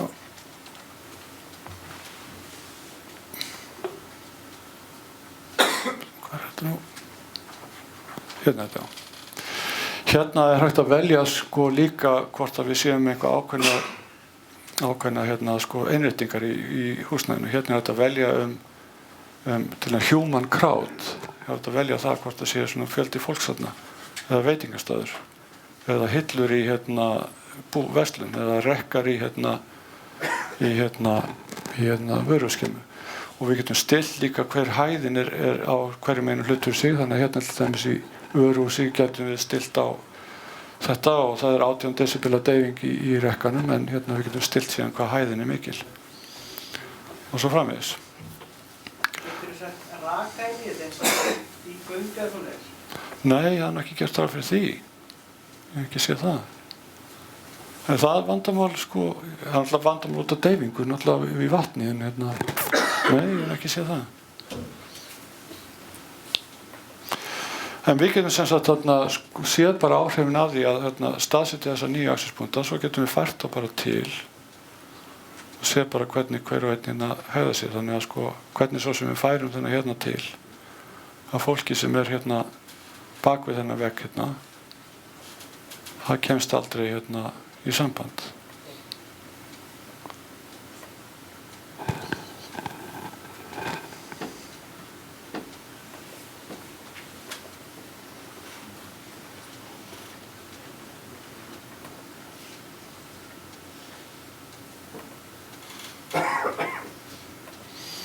Þannig að þegar upp er staðið þá myndum við fá hérna bara betri þjónustu með því að staðsetja hérna axis-punktana inn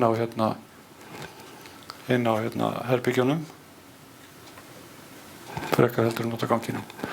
Og svona getum við leikið okkur að að þessum hlutum bara í forritinu. Vantaði ekki stað til að geyma öryggisafrit að þessum hugbúnaði? Já, hann já. Það er góð hugmynd, ég skal athuga það. En þetta sem þetta er líka bara aðgengilegt að sjá bara hvort við séum með rásaskurinn eða ekki og svo framvegis. Alveg eins og í úttektinni þá getum við farið inn á hvern einasta hluta og séð hvort að þetta standist. Til dæmis kemur fail fram á á þessu. Væntanlega út af því að við náum ekki inn í herbergin Ef við förum í My Access Points og þá er ástandið töluvert betra. Þá erum við með herbergin svona nokkurn veginn ok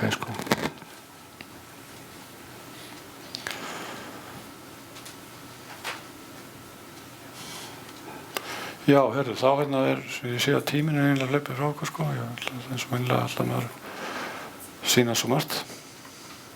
Við nota kannski bara síðustu myndina til aðeins að tala svona nánustu framtíð. Semst að fyrir utan hvernig þessi net eru orðin þá eins og við vitum að nú allir orðnir með svona græjur á sér meira og minna og notkun að breytast, þetta að færa svona yfir í svona miðlæga efnisöflun. Og þetta svokallaða Internet of Things innifelur náttúrulega í sér þráðlausu netin en líka dægt Ultra Low Energy svokallað og Bluetooth Smart sem eru líka þróunir anga til þess að sinna þessum Internet of Things heimi. Og spáin það græðin sem bætast við eru upp á einhverja milljarða. Þetta er alveg rosalega brattur vöxtur. Og þetta er alveg nýtt súluritt frá Ericsson. Þessar tvær rauðu línur er semst 1 ára bil frá september 2015 til september 2016 og þá jókst umferð á farsímanetum 60%. Svo þetta er svona. Við vitum það að hærri tíðina gangi ekki traustlegu húsnæði sem kemur inn á næsta part því að þetta eru þeir þráðlausu staðlar sem eru í uppsiglingu að AX staðallinn mun taka við af AC þá mun einhver nýgerða mótun koma sem leyfir ennþá meiri hraði en áður svo AH staðallinn hann fer svona tilbaka í rauninni í hraða en ætla að vera dálítið langdrægt og það tala dálítið það að GSM-tíðnin verið endurnýtt í einhver svona AD staðallinn hins vegar það nú verið að tala hann mikið núna að hann á að leyfa alltaf 60 gigabit en draga mjög stutt. Þannig að talað AD staðalinn sem aðferð til að endur koma í staðinn fyrir HDMI. HDMI verður úrelt vegna þess að AD staðalinn muni taka við í þráðlausum flutningi mjög stystu leiðir. Og svo er náttúrulega 5G farsíminn, hann náttúrulega að koma, þannig að það er einhvað í handrenda en það er allan að EDSI símastaflastofnun talar árið í ár sem er svona upphafsár 5G og svo er líka eitt í viðbót sem að fer nú mjög hljótt að þeir sem að reka farsímanetin eru svona dálítið skotnir í að fara að nota þráðlausu tíðnirnar í staðanetunum og það er búið að hleypa af stað alveg svakalegum deilum milli þessara tveggja hópa, þeirra sem að reka farsímanetin og þeirra sem að sinna þráðlausu netunum. Þetta gengur semst út á það að því umferðin er svo mikil af farsímanetunum þá verði að létta einhvern veginn af því og einfaldasta leiðin er að fara inn á þráðlausu nettíðnirnar og nota þær fyrir niðurhal. En farsímakerfin eru víst frekar frek og gætu sparkað út þráðlausu netunum ef það er sambýli. En EDSI staðlastofnun er búin að skrifa núna tækniskýrslu ætla ég að segja sem að lýsi því hvernig evrópska sýnin er á þessa þjónustu sem er það að það verði svona kurteislegt sambýli að þráðlausu netin geti unnið alveg í sátt og samlyndi við þessa leið farsímanna. Og þar með slær klukkan 10 og við getum farið að horfa á norðurljósin nema að séu einhverju spurningar í lokin, ég vona þessi einhvers vísari með þetta allt saman. Bara gamli, hvað kostar svona út? Það er mjög misjafnt, það fer bara eftir hversu langan tíma það tekur. Ég var að tala þetta í hlénu að passívúttektin hún er tiltölulega fljótleg En maður fer húsnæðið og kortleggur það og síðan skrifa maður skýrsluna. En aktív úttektin getur verið ansi tímafrek. Með þessa hæð þarna sem ég sýndi ykkur, þetta 4 atrenur á hana. Því að aksespunktarnir voru óstýrilátir og einn var dauður fyrst og svo framvegis. Svo að það var tímafrekara. En það fer bara til fermetrafjölda og aðastæðum. En það er ekkert mjög tímafrekt. Þú skoðst nú svo helvítir hætti yfir þetta AT-staðallinn, hann, þú sagðir AT og muni íta hátíðinni út. Við talum að tengingin verið skjáður og lesa hverju. Já, þetta er svona hugsa fyrir til dæmis að í staðinn fyrir dokkur og alla snúrurnar, þá verður þetta talið allt bara saman svona á skrifborðinu bara þráðlaust og myndlyklar og svona tæki spilar, Blu-ray-spilar og annað, þeir tali bara þráðlaust í sjónvarpstækin. Svo þá sem dreymir það að hafa snúrulaust sjónvarpaböka, þeir geti látið draumir rætast. Hörður, að þú talar að hafa yfirferð. Og ég benda á að það svona í uppsiglingu að hafa náskeiðis. Og vantalega í það næstu. Þannig þá veistu hvað fjalla og getur svo komið og Það er þetta að fá pröfu útgáfur af þessum hugbúnaði, en það er ekki hægt að vista neitt í þessu. Þannig að um leið við slökkvið á því þá er allt farið. Þá er maður heldur ekki með tæknir það. Ha? Þá er maður ekki heldur með tæknir að mæla. Já, það bara, þú getur bara planlagt, þú getur ekki tekið út. Hvað er mæltæki notar til þess að skanna svo? Já, það sem að, með þessum hugbúnaði fylgir svona kubbur sem er fyrir skannunina og svo er líka til viðbótar þetta er spektrum annálsinn. Hann er settur sem sagt á tölvuna og í USB einstunguna og það er þessi gæi sem að er að rofgreina þetta og taka inn upplýsingarnar með. Þetta lappa sérst með tölvuna í... Já. Það er líka hægt að fá Android útgáfa af þessu sem er þá bara sem sagt úttektin, passív úttektin, ekki rofgreiningin.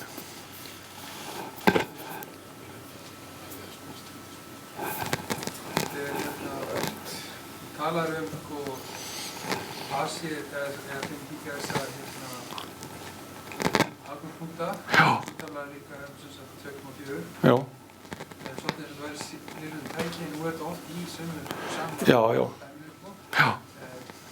Eru þið þá gjarnan styrkir langt okkur öðru hvað var það rásið eða þess að truflingin sjá á sig? Svona til dæmis eins og heimilisgræjur eru bara alveg aðskildar, þannig að maður stillir bara hverja fyrir sig. En svona net eins og í fyrirtækjum hafa svokallan wireless controller sem heldur utan alla og fylgist með því hver er að nota hvaða rás. Þannig að í orði kveðnu þegar ekki að lenda saman á sömu rásinni. Þannig að það á alveg er sjálfregulerandi. En það er, þessi accesspunktar eru dual-band. Það er bæði 2,4 og 5 GHz samtímis. En síðan er hægt að fara í hugbúnaðinn kannski og slökkva á öðru hvoru til þess að bara einbeita að hinnu. En ég sé þetta nú bara yfirleitt bara að nota samhliða. En eins og ég sá þarna í þessu búðinni sem ég sýndi ykkur, þá er klárlega búið að draga niður í 2,4 til þess að hafa vægi 5 GHz meira. Það er svona viðleitnin í það að láta 5 GHz verða svona ofan á í notkuninni. Veistu hversu skammdrægt AT-staðallinn? Hann er mjög skammdrægur. Hann er á 60 MHz og það þarf ekki annað en labba bara fyrir þetta þá dettur út. Það er að í búðinni hefur jafnvel bara einn accesspunkt dugað á 2,4 GHz. Já, hann er dugað. Eða 5 GHz eins og stilt þarna, já. Er eitthvað frumvarp regla hvað þá að ætla hverjum accesspunkt að draga langt í fríu húsnæði, það er að segja opnu húsnæði án veggja? Nei, það er sjálfur sér ekkert, það fer bara til aflinu sem er stilt á, hvort það sé einhverja hindranir á leiðinni. Og hæðin líka frá gólfi, hún skiptir máli, maður sér það ef maður fer í hugbúnaðinn og tjakkar þetta upp og niður og sér maður klárlega breytinguna. Er það að vera með herru uppi eða? Nei, ég vil verða. Eftir maður fyrir nú að hátta að þetta free space path loss er töluvert þannig í opnu rými. Hvað ætla að segja? En síðan alltaf bara með notendafjöldan, það er líka eitt atriði. Hvað getur einn accesspunktur borið marga notendur einu? Og það ýmist talað sko 30, 40 eða 60 sko notendur. Og svo sér maður tölur frá sem framleiðendum, þess að þetta kannski tala 100 eða 150. Það bara eftir hversu flottir þeir eru. Heimilisgræjur bera ekkert margar notendur í einu, en svona professional tæki eru hins vegar ágætlega í stakk búin til að taka mikið notendafjölda og svo ég vitni nú enn einu sinni í þennan háskólafyrirlestur sem ég var að tala og þá var einmitt gengið á það að sko hversu mikið af accesspunktum á að vera til þess inn í einu svona herbyggi eins og hér og hann vildi ekkert svara sko, hann talaði 2, 3 eitthvað svona, það verður bara komið ljós hvað þarf sko, en þeir geta borið ansi mikið af notendum og ansi mikla umferð. Og það bara spurning sko, eins og í hugbúnaðina getur maður stilt á capacity og líkt eftir notendafjöldanum. Svo það er að sjá það kannski fyrirfram í hugbúnaðinum hvað þarf mikið af tækjum einu rými. Jæja, all right, klukkan er 10. En ég vona að þið séu einhvers vissari með þetta og ég þakka ykkur kærlega fyrir.